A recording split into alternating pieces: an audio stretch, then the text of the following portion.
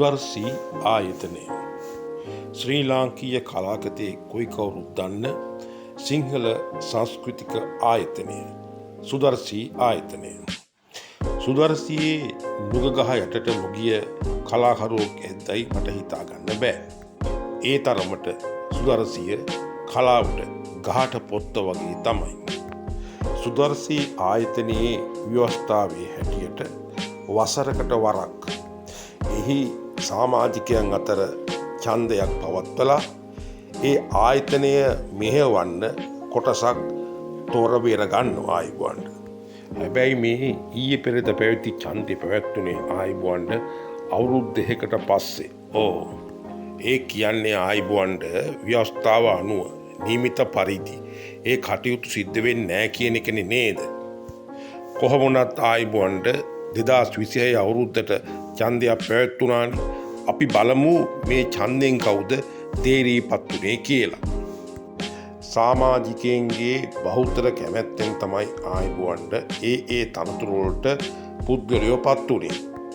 සභාපති තනතුරට ආයිබුවන්ට තරඟ කළා අනුර දහනායක මහත්තයා, ලක්මන් මෙන්ඩිස් මහත්තයා, කින්සිලෝස් මහත්තයා, නලින් පිය වසන්ත මහත්තයා. මේ කලාකරුවන් අතරින් ආයිබුවන්ට අනුර දහනායක මහත්තයා ඡන්ද 71ක් අරගෙන අභිනව සභාපති හැටියට ඕන් තේරීපත් වුණා. අනතුරුව පැවැත්ුනේ ආයිබුවන්ට ප්‍රධාන ලේකම් තෝරා පත් කර ගැනීමේ ඡන්දය. ඒ සඳහා ආයිබුවන්ට රත්නශීලා පෙරේරා, ගාමිණී සිල්වා, ඒ වගේම සුසන්ත යන මහත්මීන් තරඟ කළා ආයිබුවන්ට. ඡන්ද 92ක් ලබා ගනිමින් රත්නශීලා පෙරේරා කලාකාරිනිය අභිනව ලේකම් හැටියට පත් වුණා ආයිබුවන්ට. උප සභාපතිවරු ලෙස සරත් දික්කුඹුර, නිමල් බුලත්සිංහල, අජිත් සාන්ත යන කලාකරුවන් පිළිවෙලින් පත් වුණා ආයිබුවන්ට.